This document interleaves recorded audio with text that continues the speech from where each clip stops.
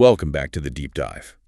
We're the show that takes the densest financial reports, the big outlooks, and we boil them all down to find the strategies that you can actually use. And today, we are strapping in for 2026. It's a fascinating setup. It really is. It feels like a paradox. On the one hand, you have the headlines, the big numbers. Exactly. JP Morgan's outlook pointed this out very clearly. The S&P 500 was up something like 17% in 2025. 17%. And that was the third straight year of double-digit returns. Right. So if you just look at that, you'd think wealth building is, on easy mode. But it's not. I mean, you scratch just below that surface, and the economy feels, I don't know, weird. It feels uneven, complicated. That's the perfect word for it. We're in what everyone is now calling a K-shaped expansion. Right, the K-shape. So you've got this upward trend for some and a downward trend for others all at the same time. Precisely. And that brings the big question for you, for anyone who's trying to build wealth, especially for something like financial independence or FIRE. The question being, how do you move past just passively riding that one single wave of U.S. large-cap tech growth? How do you start to actively build a foundation that's actually resilient, one that can handle the complexity of the next decade? That is the mission for today. This deep dive is meant to be your roadmap. We've gone through the big 2026 outlooks. We've got research from JP Morgan, from Goldman Sachs Asset Management on the global economy. But we're not stopping there. We're pairing all that macro data with really tactical advice from places like Fidelity Investments. And we're also digging into some more specialized areas, insights on wealth protection, on hard assets, from firms like LFA, which is a Swiss wealth manager, and A-Invest. Okay, so let's get into it. The big message for 2026 is that you have to be active. You have to make strategic decisions. Passive hope is not a strategy. Not anymore. We're focused on two things today. Right. First, what are the big structural drivers? I'm thinking AI, that massive wave of capital. And second, what are the high-impact defensive moves you need to be making right now? Things like tax optimization, building an income floor, and really thinking globally. Every dollar has to be intentional this year. Every single one. All right, let's start where any good investment plan has to start, with the macro environment. Because as you said, it's not this simple synchronized growth story. It's this K-shaped thing. It really is. And K-shaped has become a bit of a buzzword, but it's the right lens. You have to see the world through this lens for the next few years. So let's define it properly. When you say K-shaped, what are the two strokes of the K? Okay, so think of the letter itself. The top stroke, the one angling up. That represents the wealthiest households. The people who own substantial assets. So your stocks, your private equity, maybe some real estate? Exactly. For them, the last few years have been fantastic. Those asset prices have soared, their net worth has grown significantly, and they feel confident. And that confidence leads to spending. It does. It supports spending on high-end services, on travel, luxury goods. That's what's driving the upward part of the K. It makes the top-line economic data look pretty good. Okay, so that's the good news story. What about the bottom half of the K? The line angling down. Well, that's where the view gets a lot darker. That's the middle and lower income consumers. People who live off their paycheck more than their portfolio. Precisely. Their pandemic-era savings are, for the most part, gone.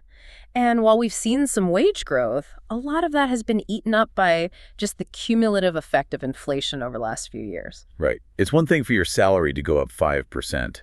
But if your rent and groceries go up 10, you're going backwards in real terms. And on top of that, you have the parts of the economy that are sensitive to interest rates. Housing, for sure. Housing is the big one, but also small business lending, a lot of commercial real estate.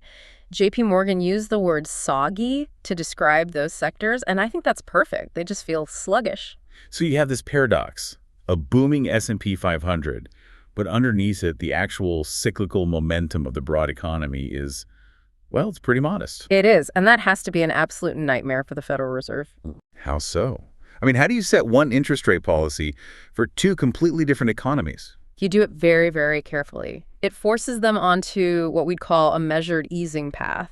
They can't just slash rates because the asset markets are hot, and that could reignite inflation. But they also can't hike them because the bottom of the K is already struggling. Exactly. So they have to be cautious, data-dependent.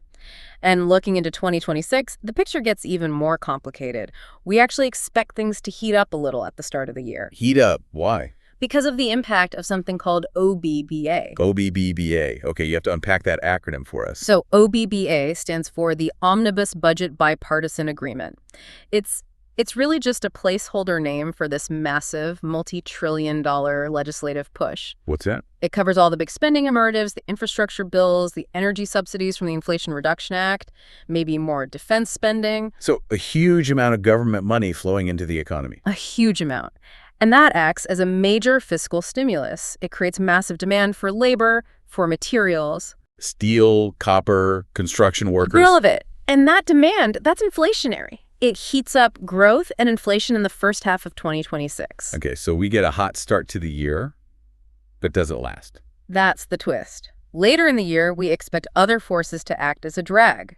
Things like higher tariffs, maybe lower immigration flows. Higher tariffs mean more expensive imports. Lower immigration means a tighter labor supply. Both of those would slow things down. Correct. So you have this divergence, a hot start, then a cool finish. And given that, the Fed is probably only going to cut rates maybe 2 or 3 times through the whole of 2026. So for an investor, the big takeaway is don't bet the farm on rates plummeting back to zero. Absolutely not. That's the critical takeaway. We expect long-term rates, like the 10-year Treasury, to stay in a range, probably somewhere between 4 and 4.5%. And this idea of the neutral rate seems to be part of that story, too. It is. The neutral rate is this theoretical interest rate where the economy isn't being sped up or slowed down and just seems to be structurally higher now than it was before the pandemic. Which means the Fed has less room to cut rates before they risk inflation taking off again. Exactly. And that fundamentally changes how you should think about investing in bonds. It's not about betting on rate direction anymore. It's about securing attractive real income. We'll definitely come back to that. Okay, let's pivot from the sogginess at the bottom of the K to the engine at the top. The big structural theme, which is, it's impossible to ignore. It's artificial intelligence. It's everything right now. AI investment and adoption is what's driving the strength in U.S. corporate earnings. And we're now seeing that lift broaden out, especially into international markets, particularly in Asia. Right. But we all know the big U.S. tech names, the ones at the forefront of AI, they're not cheap. Valuations are very elevated. They are. So what's the advice from analysts at Goldman Sachs and others? How do you invest in this massive theme without just wildly overpitting? The advice is laser-focused on one word: quality. Quality. It means you have to be incredibly selective. You target companies that have high gross margins, companies with fortress balance sheets. Low debt, lots of cash. Exactly. And durable end markets. Businesses that are not easily disrupted.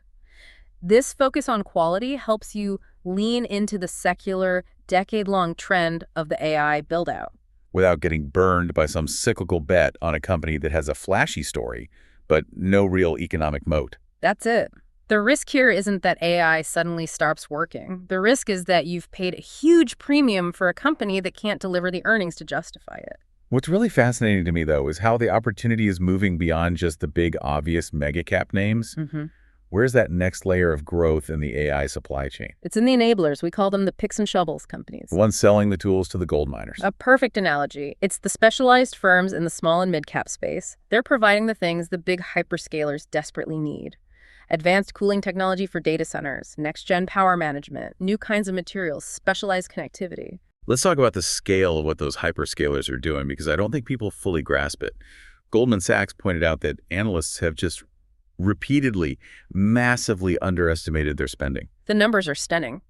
At the start of 2025, the market was expecting AI capital expenditure, or CapEx, from the big cloud providers to grow by about 22%, which is already a huge number. Very, very high. But the actual realized number for 2025 came in at 54%. More than double the expectation.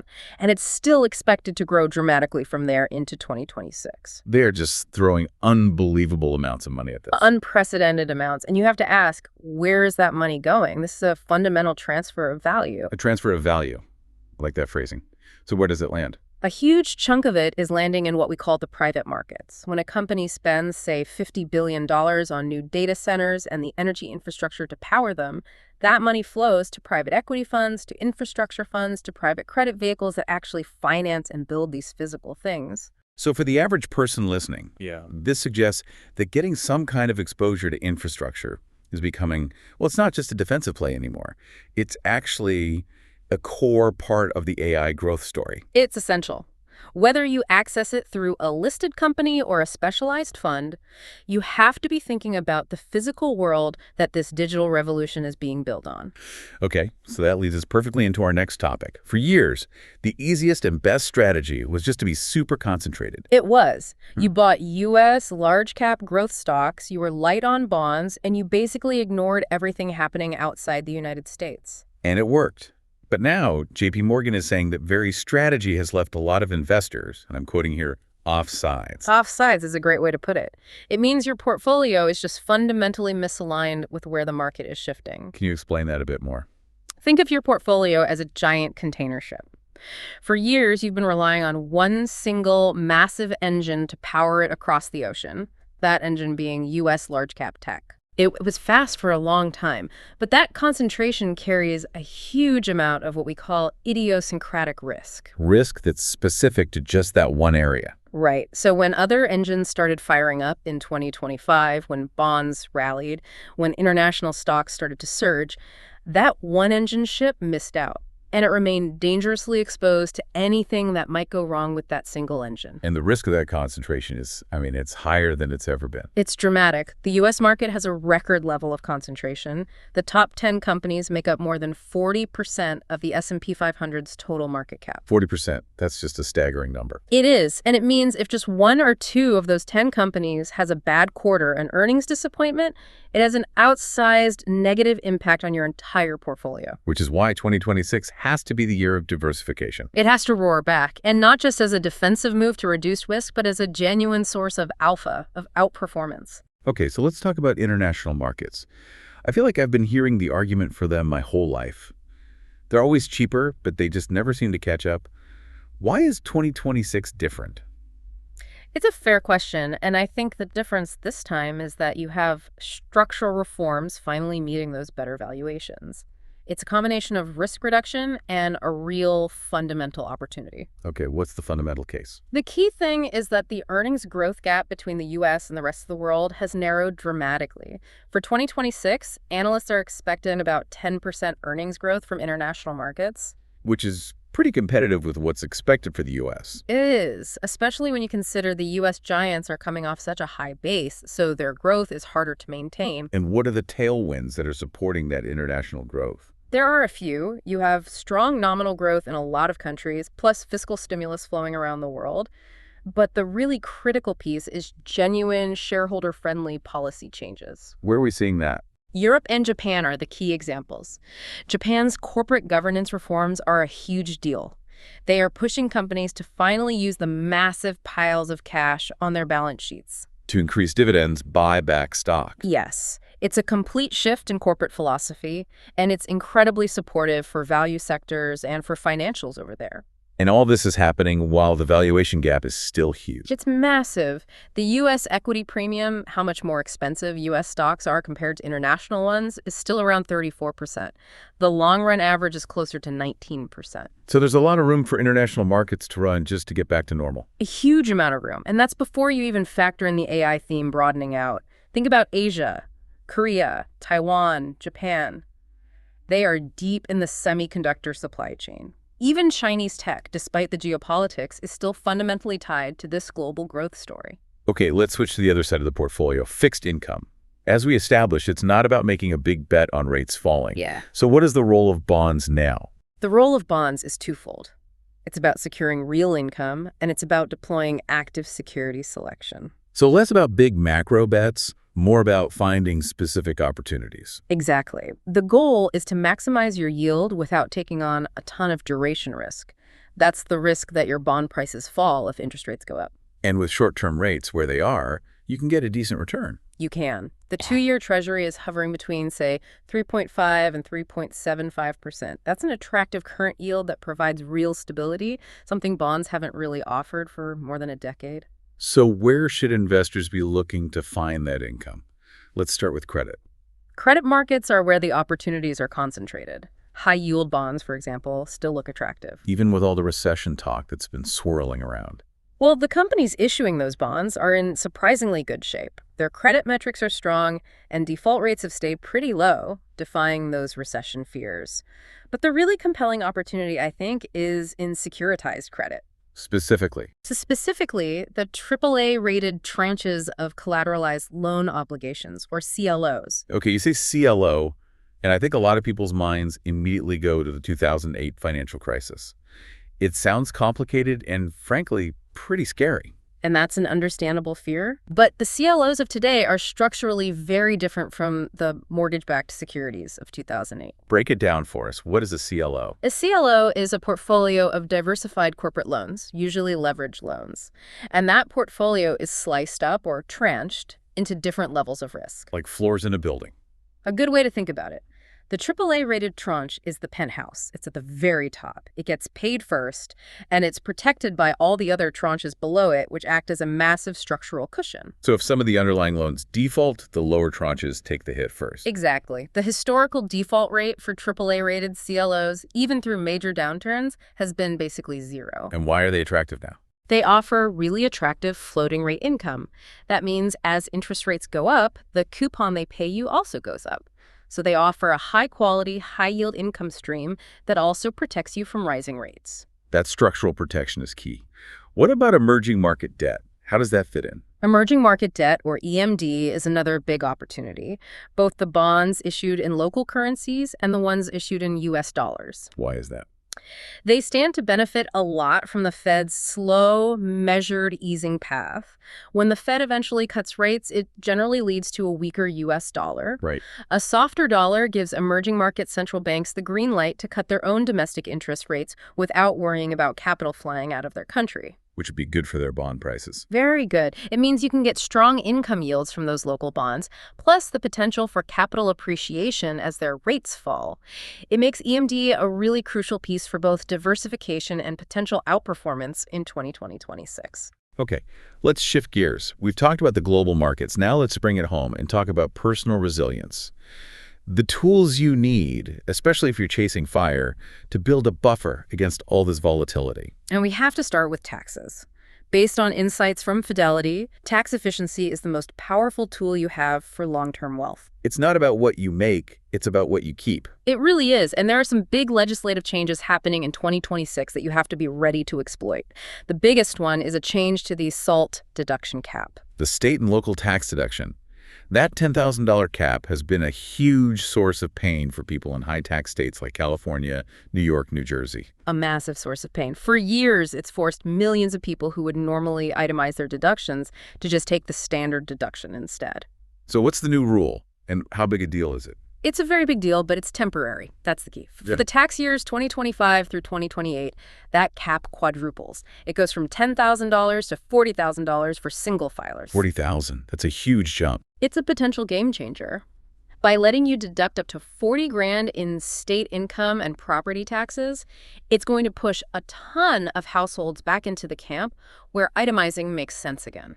And once you're itemizing, what other doors does that open up? It opens the door to all the other deductions that were basically useless to you before.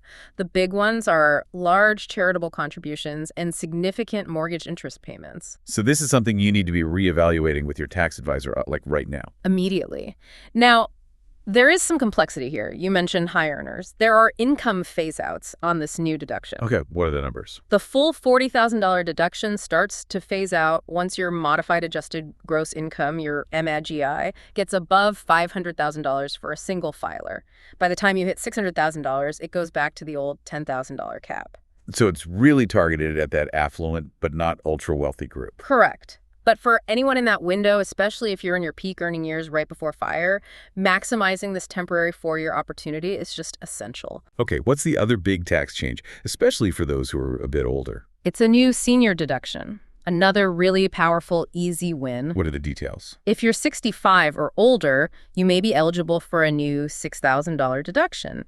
And the really important detail is that this is in addition to the existing higher standard deduction that seniors already get. And you don't have to itemize to get this one. No, which makes it very simple. It does, however, start to phase out at a more modest income level, a MAGI of around $75,000 for single filers. So it's most beneficial for people with lower to moderate retirement incomes. Got it. Okay, let's talk about maybe the single most powerful tax planning tool out there for the FIRE community. The Roth conversion. Absolutely. Why is a volatile year like 2026 the perfect time to be thinking about this? The concept is simple. A Roth conversion is just moving money from a pre-tax account, like a traditional IRA, into an after-tax Roth IRA. You pay the income tax on the conversion amount now. So you're taking the tax hit today. Yes. And the volatility creates a strategic window of opportunity. When the market has a pullback, it lets you convert at lower stock prices.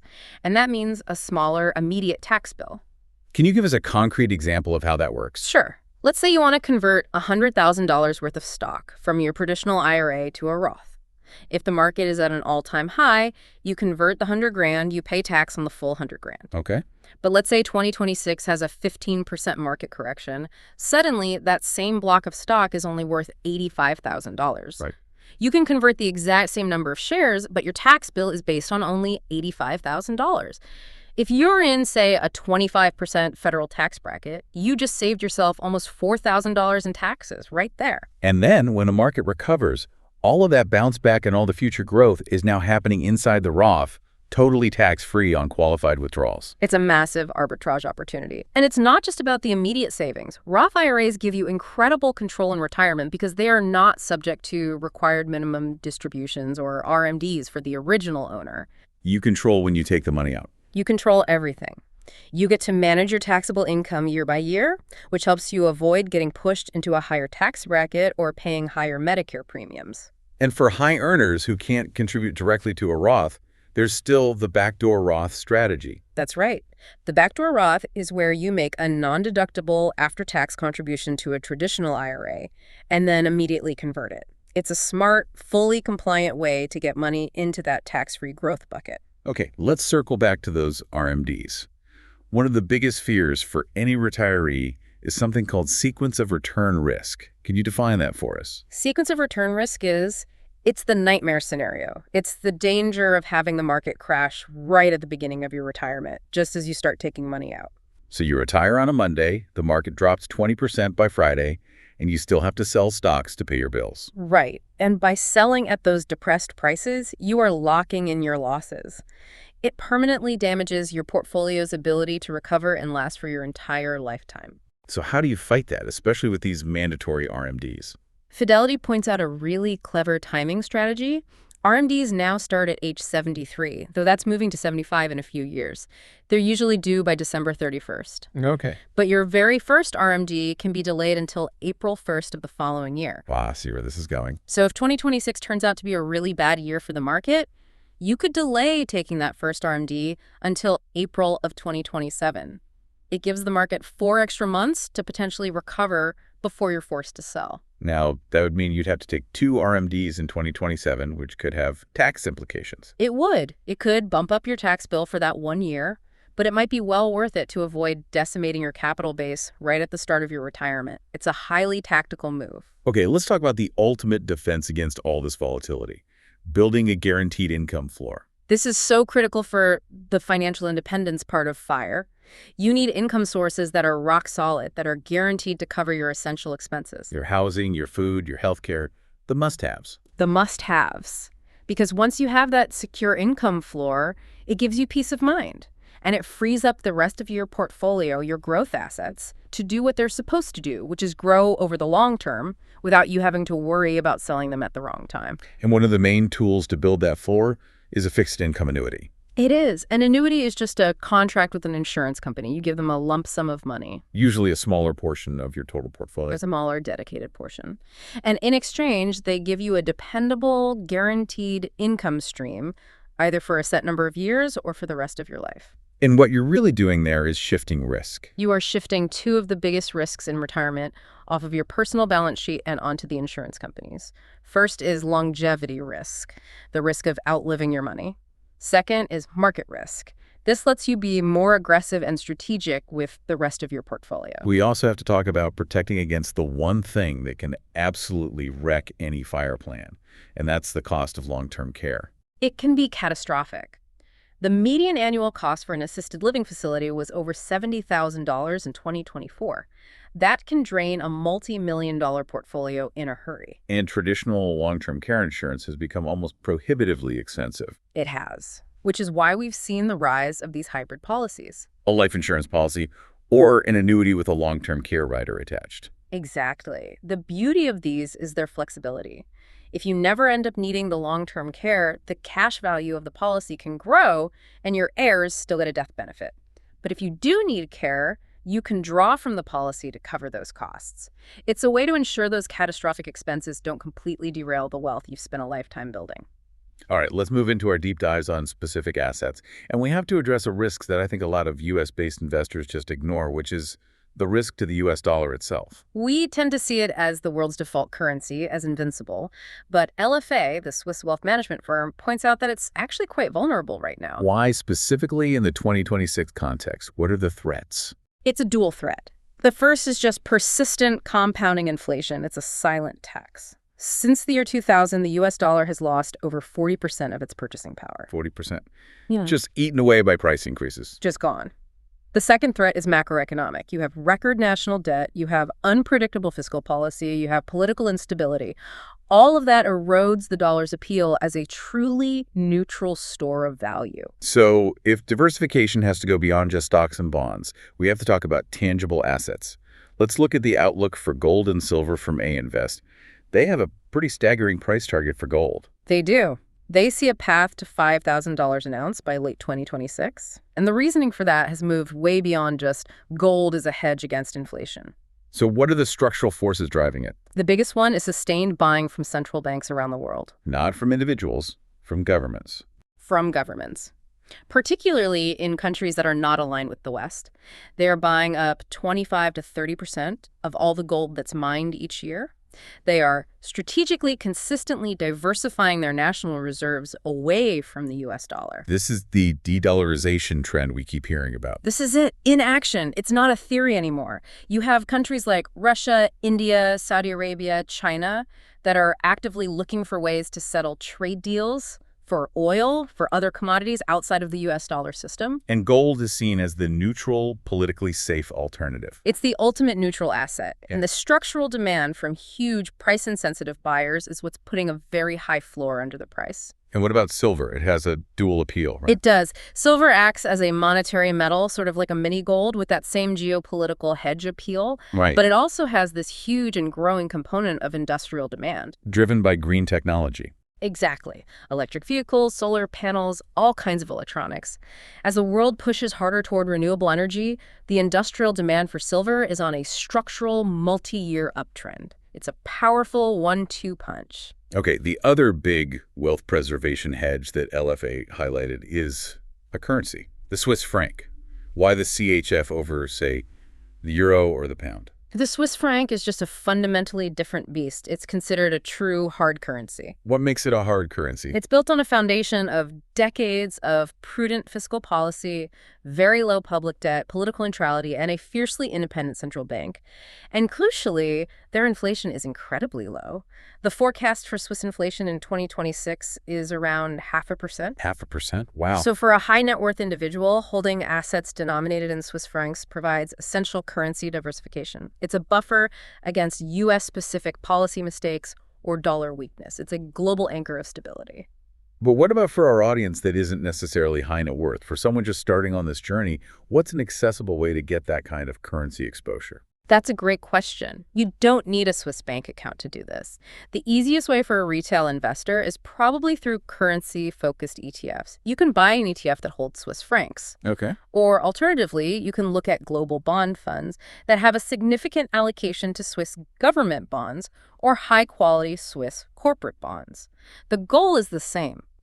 Reduce your portfolio's total singular reliance on the long-term purchasing power of the U.S. dollar. And what about the complexity? I know a lot of U.S. investors are scared of the reporting requirements for foreign accounts. That fear is mostly based on old information. Thanks to U.S. laws like FATCA, Swiss financial institutions are fully compliant with IRS reporting rules. This isn't about secrecy anymore. It's about strategic, compliant diversification. Let's move to our last deep dive, an asset class that combines high-quality growth with high-quality income.